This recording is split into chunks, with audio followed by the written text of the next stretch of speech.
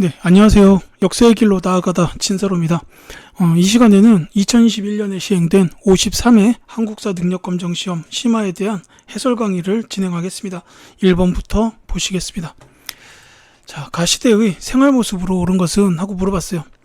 자, 시간을 품은 돌, 가시대로의 여행인데 찌개나 찌르개 등 뗀석기를 처음 사용한 가시대의 특별전을 마련했다라고 돼 있죠. 자, 연천 전곡리에서 출토된 주먹도끼도 전시했으니 많은 관람 바랍니다 라고 되어 있습니다. 이 왼쪽에 사진에 보이는 이 유물이 바로 주먹도끼인데, 이 주먹도끼를 비롯한 뗀석기를 사용한 이 시대, 바로 구석기 시대죠. 자, 구석기 시대의 생활 모습을 찾는 문제입니다. 정답을 먼저 말씀을 드릴게요. 이 구석기는 사냥이나 채집을 주로 했던 그런 시대예요. 그래서 이동 생활을 했죠. 자, 이동 생활을 했다는 거는 그 숙소가 일정한 집 개념이 아니었다는 뜻입니다. 그러니까 동굴이나 막집에서 거주했다라는 게 이제 가장 중요한 키워드가 되겠죠. 정답은 그래서 5번이 되겠습니다. 뭐 막집이라는 게 어떤 이제 집다운 집 같은 건 아니고 그냥 대충 지어놓은 잠만 잘 수 있는 공간 정도, 이렇게 이해하시면 돼요. 집다운 집은 신석기 시대에 들어서 그 움집, 여기서부터가 집이라고 보시면 되겠습니다. 자, 정답은 5번이고 다른 거 볼게요. 가락바퀴를 이용하여 실을 뽑았다라는 건 신석기. 자, 반달 돌칼 나왔죠? 청동기입니다. 저 반달 돌칼은 이제 이삭을 따는 데 쓰는 도구라고 보시면 돼요. 자, 많은 인력을 동원하여 고인돌을 축조하였다도 청동기고, 특히나 저 고인돌은 그 계급 발생의 증거라고 보실 수 있어요. 자, 거푸집을 이용하여 세형동검을 제작하였다 철기시대. 그 다음에 5번은 정답이 됐었죠. 자, 2번 가겠습니다. 밑줄근 이 나라에 대한 설명으로 옳은 것은? 자, 제사장인 천군과 신성지역인 소도가 존재했다. 5월과 10월에 하늘에 제사 지내는 풍습도 있었다 라고 나와 있습니다. 여기서 바로 아셔야 되겠죠. 사만입니다. 한반도 남부에 있었던 여러 군장 국가들을 말해요. 마한, 진한, 변한, 이렇게 크게 셋으로 구분할 수 있습니다. 자, 이 사만에 대한 설명인데, 지금 중요한 내용은 이제 이 대화에 다 나와 있지만 한 가지가 빠졌어요. 뭐냐면 이제 이때 그 백성들을 다스렸던 그 군장들을 가리켜서 사만에서는 신지, 읍차 이렇게 불렀습니다. 그래서 이게 정답이 1번이에요. 자, 요게 이제 신지, 읍차는 사만의 그 군장 지도자들을 말하는 거고, 옥저나 동해의 경우에는 읍군이나 삼로라고 불렀어요. 요 구분할 필요가 좀 있습니다. 자, 다른 거 볼게요. 혼인 풍습으로 서옥제가 존재하였다. 요거는 이제 고구려죠. 결혼을 하면은 이제 신랑 쪽이 그 신부 쪽 집 근처에 서옥을 지어가지고 거기서 일정 기간 살다가 나중에 이제 신부를 데리고 신랑 집으로 오는 이런 결혼 풍습이었어요. 자, 그 다음에 여러 가들이 별도로 사출도를 주관하였다. 요거는 이제 부여. 연맹왕국 체계에서 그 마가, 우가, 구가, 저가 이런 가들이 자기의 영토였던 사출도를 다스린 거죠. 자, 남의 물건을 훔쳤을 때 12배, 이것도 부여입니다. 일책 12법이라고 부르죠. 자, 부족 간의 경계를 중시하는 책화라는 풍속이 있었다. 요거는 동해에 해당하는 설명되겠습니다. 자, 이렇게 보시면 되겠고, 3번 갈게요. 가에서 다까지를 일어난 순서대로 옳게 나열한 것은? 자, 온달이 왕에게 아뢰기를 신라가 한강 이북 땅을 빼앗아 군현으로 삼았습니다. 저에게 군사를 주신다면 단번에 우리 땅을 반드시 되찾겠습니다 라고 하였다. 이렇게 나왔어요. 자, 온달, 이 고구려의 장군이죠. 그 평강공주와 그 남편 바보 온달의 그 온달입니다. 이 온달 장군이 활동했던 시기가 영양왕 시기예요. 영양왕 시대라서 그 을지문덕 장군하고 동시대라고 보면 됩니다. 다만 지금 여기서 말하는 거는 그 아단성 전투랑 관련이 되는데, 요건 이제 6세기 말이에요. 7세기로 넘어가던 그 시기쯤으로 보시면 되겠습니다. 이제 온달이 그 신라한테 빼앗긴 한강 유역을 되찾기 위해서 다시 이제 병력을 끌고 가서 전쟁을 벌였지만, 거기서 결국은 지고 전사하고 말게 됩니다. 자, 나볼게요. 자, 10월에 백제왕이 병력 3만 명을 거느리고 평양성을 공격해 왔다. 왕이 군대를 내어 막다가 날아온 화살에 맞아 이달 23일에 서거하였다. 자, 여기서 말하는 이 왕은 백제왕이 아니죠. 그 막다가 서거하였다. 바로 이 왕은 고국원왕, 그러니까 고구려의 고국원왕이고, 그럼 여기서 말하는 이 백제왕은 바로 근초고왕이라고 보시면 되겠습니다. 그러니까 요거는 지금 그 4세기라고 보시면 되죠. 근초고왕 시기에 백제가 평양성을 공격했던 그 사건을 말한다라고 보시면 되겠습니다. 자, 다 보면은 9월에 왕이 병력 3만 명을 거느리고 백제를 침략하여 도읍 한성을 함락하였다라고 나와 있어요. 자, 백제를 침략하여 한성에 함락이에요. 이 왕은 누구냐면 장수왕이죠. 자, 장수왕이 백제를 침략, 한성을 함락했다. 그렇다면 여기서 말하는 백제왕 부여경 죽였다 그랬죠? 이 왕은 바로 백제의 계로왕, 한성 백제 시대의 마지막 왕이라고 보면 되겠습니다. 요거는 이제 장수왕이 백제를 침략한 5세기. 그러니까 나는 백제의 전성기 근초고왕 4세기, 다는 고구려의 전성기 장수왕 5세기, 이렇게 보면 되겠고, 가는 신라의 전성기 시대라고 보면 돼요.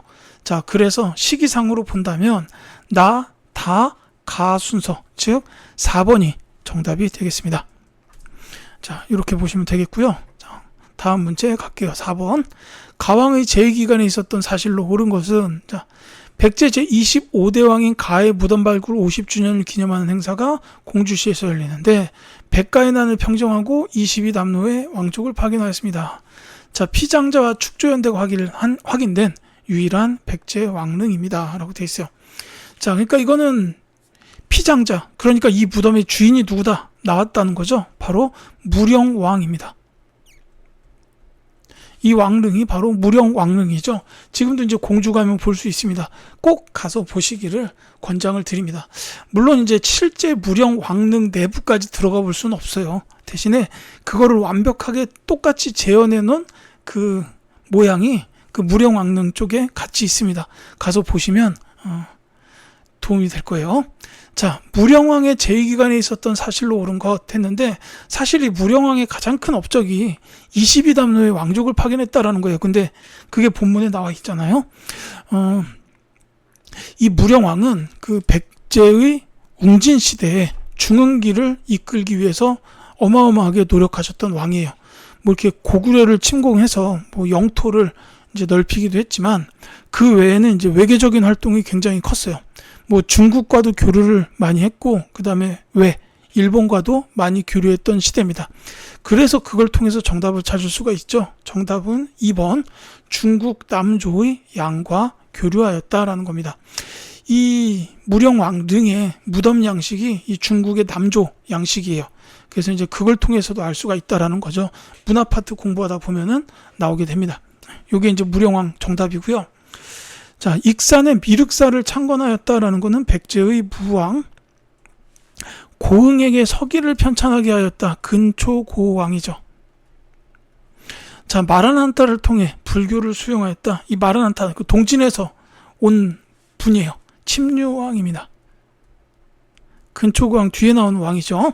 사비로 천도하고 행정 조직을 재정비한 왕은 성왕입니다. 이제 신라랑 합쳐서 한강 유역을 되찾았다가 신라가 한강 유역을 독차지하니까 관산성 전투를 벌였는데 여기서 성왕이 전사했죠.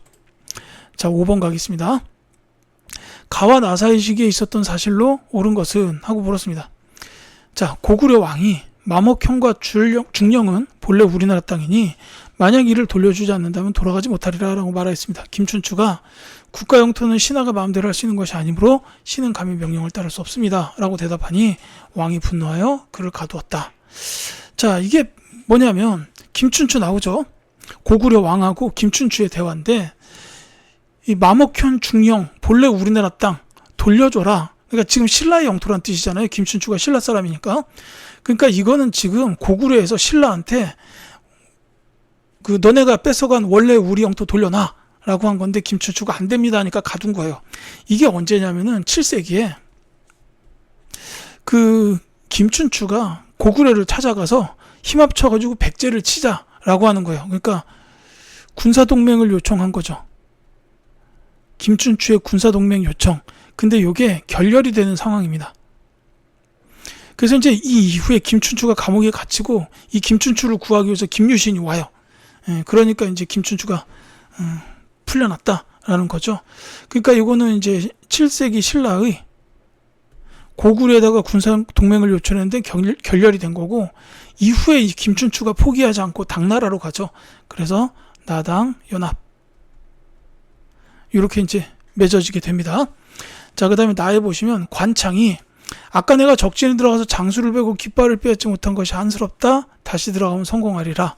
관창은 적진에 돌입하여 용감히 싸웠으나 계백이 그를 사로잡아 머리를 베어 말한장에 매달아 돌려보냈다. 백제 군사가 대패하였다. 자, 계백이 나왔어요. 물론 이 관창 요 분은 신라의 화랑입니다. 그러니까 요거는 이제 계백의 5천 결사대가 싸웠던 황산벌 전투를 뜻해요. 근데 요 황산벌 전투 직후에 백제가 멸망하게 되죠.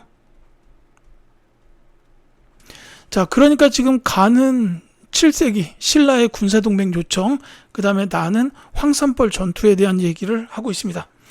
자, 이 사이에 있었던 일인데 제가 지금 말씀드렸던 거에 정답이 있어요. 뭐냐면 이 나당연합을 맺어서 나오게 되는 이 나당연합군이 백제를 멸망시키고 고구려 멸망시키고 그 다음에 이제 나당전쟁, 삼국통일 이렇게 이어진다라는 거죠. 그래서 나당연합에 관한 내용이 선지에 들어있을 겁니다. 그게 바로 정답 2번에 있죠. 신라가 당과 군사동맹을 체결하였다. 이게 이제 나당연합에 대한 얘기입니다. 자, 안승이 보덕국 왕으로 임명되었다라는 것은 관련된 사건이 고구려 부흥운동. 자, 그러니까 이건 고구려 멸망 직후에 나온 일이다. 이렇게 보면 되겠고요. 관산성 전투에서 백제왕이 피살되었다. 이게 이제 안문제에서 제가 말씀드렸죠. 이 백제왕이 성왕입니다. 자, 흑치상지가 임존성에서 군사를 일으켰다. 이거는 백제의 부흥운동이에요.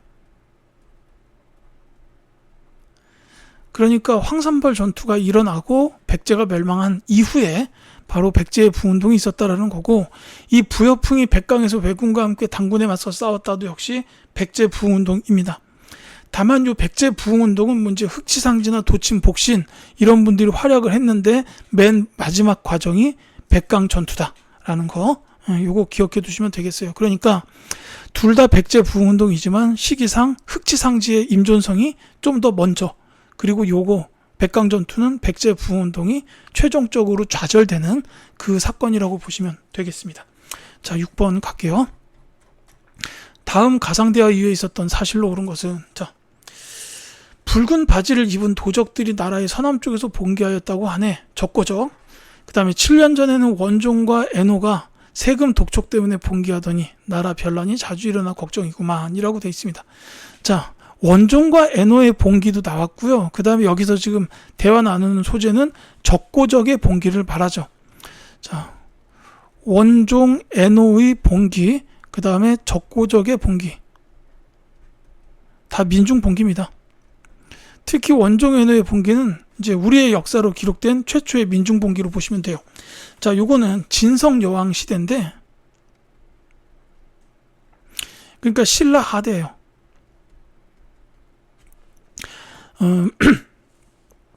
굉장히 혼란스러웠던 시기죠. 진골 귀족들끼리 왕위 다툼이 치열했고, 그 다음에 이제 지방의 독립 세력이었던 호족들이 성장하고 있던 그런 시기이기도 합니다. 자, 그 신라 하대 중에서도 꽤나 정말 하대예요. 그러니까 이제 후삼국이 세워지던 그 10세기로 넘어가기 직전 정도로 보시면 되는 그런 매우 혼란스러웠던 시기입니다. 자, 그래서 요 이후에 바로 후삼국 시대가 열려요.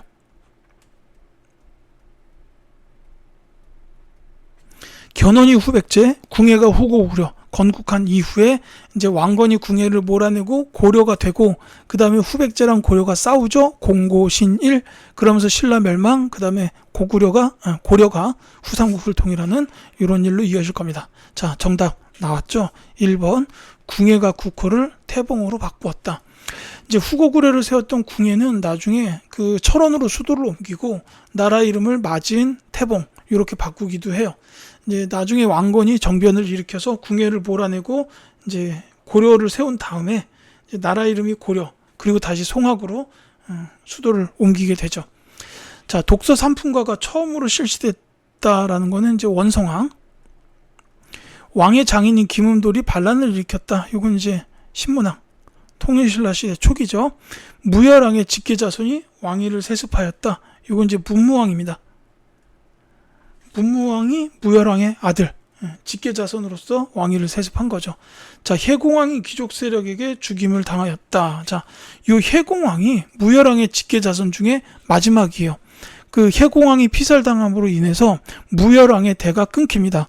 그래서 이후에는 이제 뇌물 마립간 계열의 그 후손들이 왕이 되는데, 이때부터는 진골 귀족들 간에 왕위 다툼이 굉장히 치열해집니다. 그러니까 이 혜공왕의 피살 사건, 요거는 신라 하대의 시작이라고 보시면 돼요. 이후에 김원창의 난등으로 왕권이 더 추락하게 됐다라는 거죠. 자, 7번. 밑줄근 인물이 활동한 시기에 경제 모습으로 오른 것은, 자, 새롭게 중건된 산둥반도의 적산 법화원이래요. 이사차를 창건한 인물. 자, 당에 건너가 군인, 왕위 정탈전에 가담하여 반란, 그 다음에 문성왕이 보낸 자기에게 살해라고 했는데, 자, 적산 법화원 하면은 나와야 되는 분, 여기 동상이 있죠. 바로 해신 장보고입니다. 자, 이 장보고 하면은 뭐 적산 법화원도 있지만 대표적인 업적이 뭐냐면 청해진을 세웠다라는 거예요. 물론 이제 이거는 이 시대의 경제 모습인데 사실은 이 분이 했던 업적으로 봐도 되는 문제입니다. 정답은 4번이에요. 그러니까 장보고 이분께서 청해진을 세운 이유가 해상 무역 및 해적 소탕을 위해서다라고 보시면 되겠습니다. 자, 활구라고 불리는 은병이 유통된 거는 고려시대고요. 중국 농서인 농상집요가 소개되었다. 이거는 그 농상집요가 원나라 때의 책이에요. 그러니까 이 시기가 원간섭기라고 보시면 되겠습니다. 자, 면화나 고추 등이 산품작물로 재배된 거는 조선시대 후기죠. 그 다음에 경시서가 설치된 거 고려시대입니다. 자, 이렇게 보시면 되겠죠. 8번 가겠습니다. 가국가에 대한 설명으로 옳은 것을 보기에서 고른 것은, 자, 가의 역사적 의미를 조명하자. 일본에 보낸 외교문서, 그 다음에 정예공주 무덤의 구조, 고분양식, 그 다음에 장문유의 등주공격, 그리고 인안, 대흥, 연호 사용에 반영된 천하관이라고 나왔습니다. 이 주제만 쭉 보시면 이 나라가 나와야죠. 바로 발해입니다. 자, 정예공주 무덤을 통해서도 알 수 있지만 이제 장문유를 시켜 등주를 공격했다. 이게 발해의 무왕 때 있었던 일이죠. 그 다음에 인안이나 대흥, 건흥 같은 이런 독자적인 연호를 쓰기도 했다라는 거 역시 중요한 내용입니다. 자, 발해에 관련된 설명을 찾아주면 되겠습니다. 자, 철전인 건원중부를 발행하였다는 건 고려 때의 일이고요. 자, 솔빈부의 말이 특산물로 거래되었다. 이게 발해가 맞죠. 자, 오경 15부 62주의 그 15부 중에 한 군데가 솔빈부인데 거기 말이 굉장히 유명했다고 해요. 자, 그 다음에 지방관을 감찰하고자 외사정을 파견하였다. 요거는 통일신라로 넘어가던 때 문무왕입니다. 이 문무왕이 한 일 중 하나예요. 그 다음에 거란도, 영주도 주변국과 교류하였다. 뭐 조공도 내지는 신라도 같이 무슨 도하에 이게 나오면은 이것도 발해요. 신라도를 통해서 신라랑도 교류를 했고요. 일본도를 통해서 일본하고 교류하는 길, 다 이렇게 그 무슨 도가 있었다라는 거죠. 니은과 리을이 정답이기 때문에 4번이 답이 되겠습니다. 자, 9번 갈게요. 가에 해당하는 문화유산으로 옳은 것은, 자, 국보로 지정된 이 마애불은 둥근 얼굴 윤곽에 자비로운 인상을 지녀서 백제의 미소라고 불립니다. 자, 중국을 오가던 사람들의 안녕을 기원하고자 교통로에 만들어진 것으로 보입니다. 라고 돼 있어요. 사실 가장 중요한 거는 그 백제의 미소라는 요게 키워드예요. 그리고 마애불이라는 거죠. 그러니까 이제 자비로운 인상을 지녔다. 그 미소를 띠고 있는 불상을 찾아주면 되겠는데 정답을 바로 말씀을 드릴게요. 정답은 4번. 요게 이제 서산용현이 용현입니다. 마의 열의 삼존상이에요.